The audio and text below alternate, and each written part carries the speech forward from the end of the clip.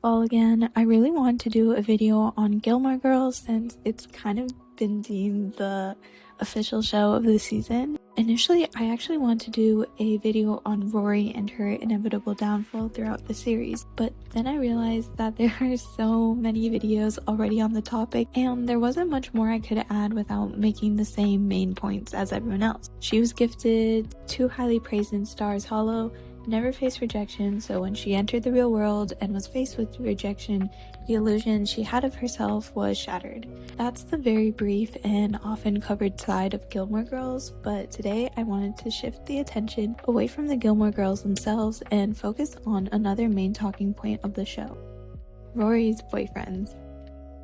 I've had this debate with a lot of people on who I think Rory's best boyfriend was and who I think she should have ended up with, but I won't reveal that just yet. In today's episode, we will be focusing on her first boyfriend, Dean. This series will be essentially ranking each of her boyfriends based on a red flag, green flag point system that I came up with. It's very simple, and you'll see as this video goes on, and at the end of the series, we will tally them up and see who is truly the best boyfriend for Rory.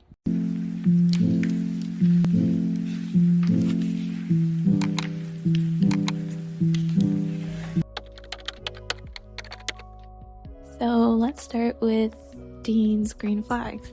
I think the first one is that he really did make grand gestures for Rory, and that's one point. Dean's love language was clearly acts of service. I think it was in season 2, episode 10, he built Rory a car from scratch, and for a high schooler, that's not just effort, that's time, skill, and deep thought. I mean, that is totally swoon-worthy. From a psychological lens, gestures like these really tie into the idea of investment theory in relationships. The more tangible effort someone puts in, the stronger the bond feels to both people.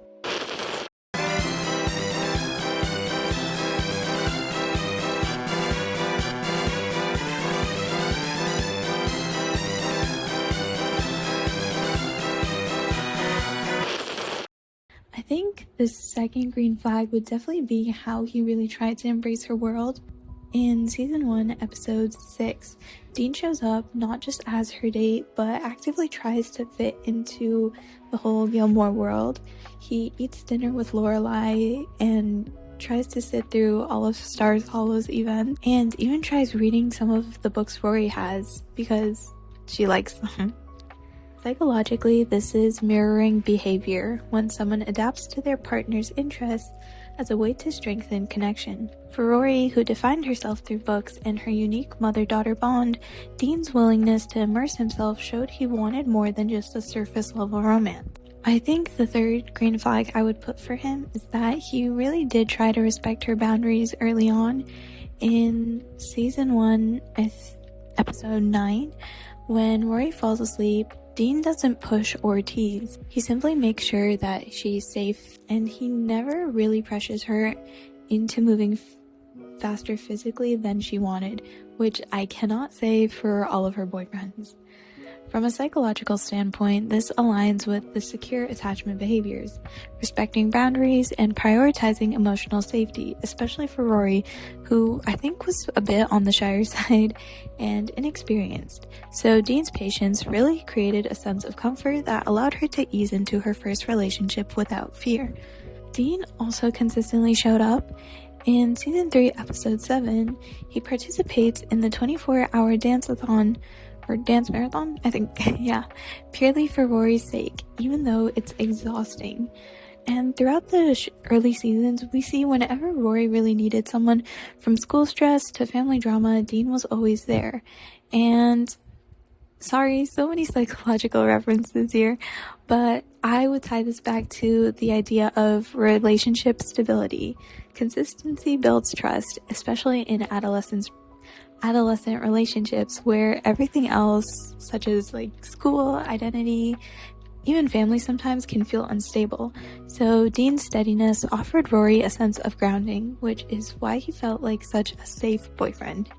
Obviously, I only hit really main things that I can think of because going in depth would take me a lot more time, but for green flags, I would say he gets 4 points. Unfortunately, he has just so many red flags that I don't think he can maintain such a high score for long.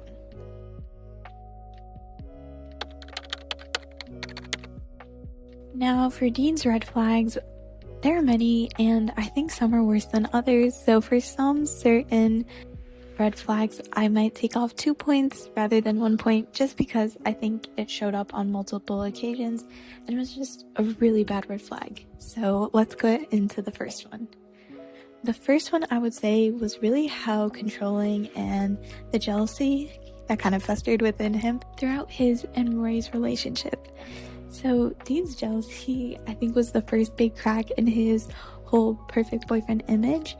In season 2, episode 16, Dean gets really angry at Rory for spending time studying with Jess, even though nothing romantic has happened yet.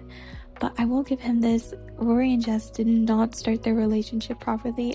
So on some level, I did feel bad for Dean during season 1 and season 2 when Jess was being introduced and Rory became very unsure in their relationship, because it was sort of an emotional cheating, which, by the way, if you want to learn more about, is in my last video, so you should definitely check that out.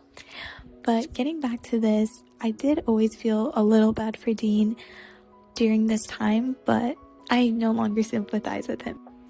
So Dean really saw almost every guy as a threat, from Tristan at Chilton to Jess once he enters Stars Hollow. And psychologically, this shows signs of insecure attachment. People with insecure styles often fear abandonment and responded by becoming possessive or controlling. So instead of trusting Rory, Dean tries to control the situation, a red flag that really just gets worse over time. I think the second red flag is actually something I put as a green flag because part of it was sweet and then the other half was just crazy.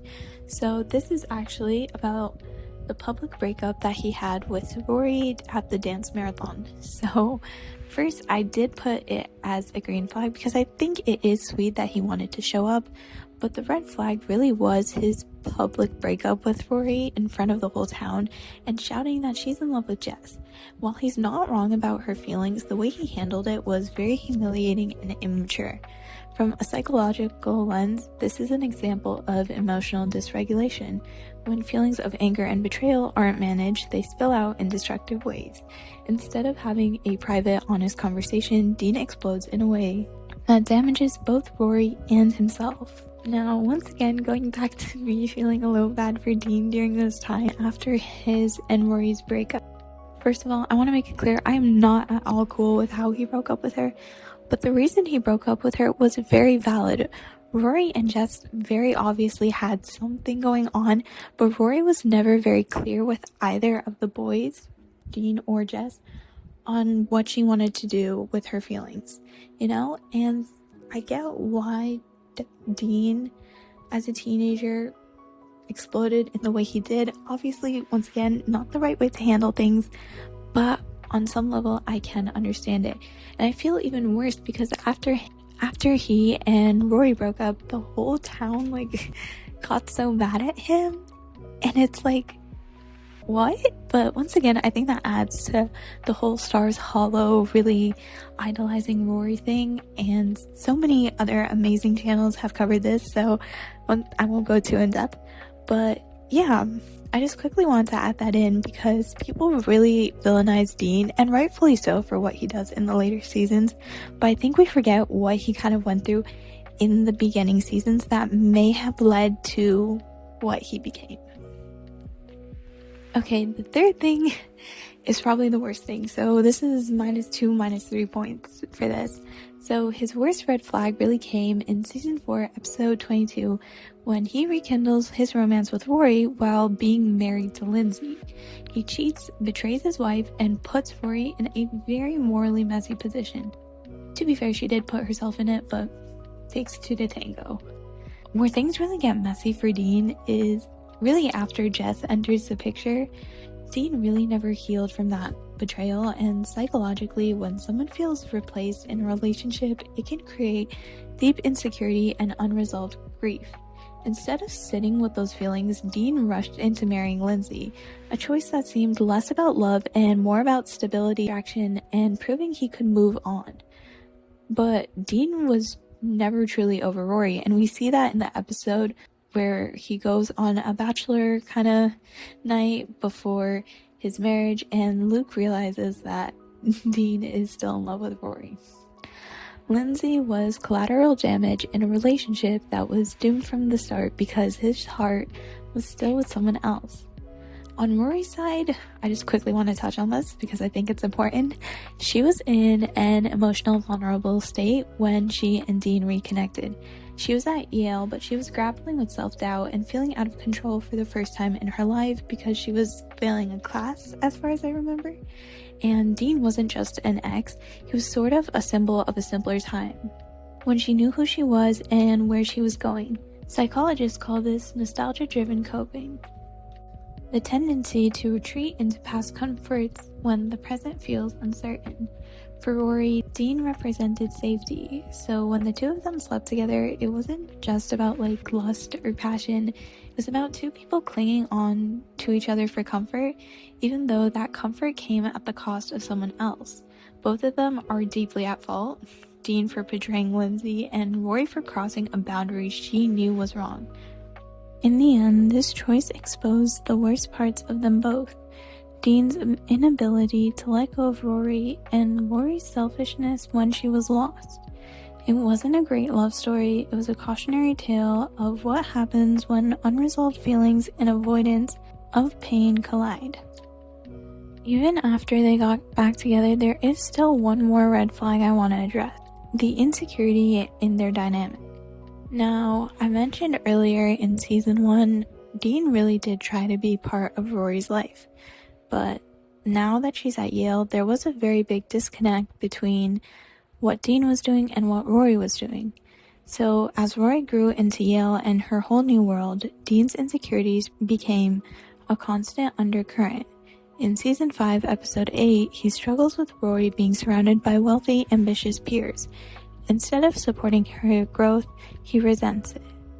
This reflects what psychologists call status anxiety, the fear of being left behind when a partner grows beyond you. Dean and Rory's relationship was built on high school comfort, but once Rory starts changing, Dean feels threatened instead of adapting.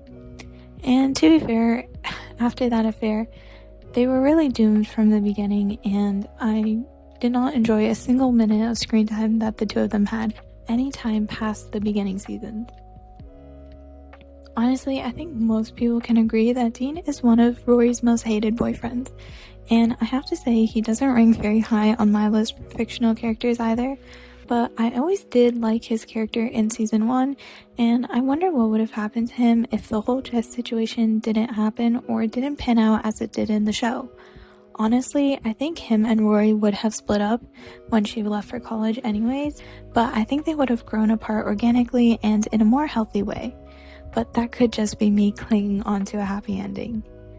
These are all my thoughts for today's video. I think in my next video I'll focus on Jess, so stay tuned for that one.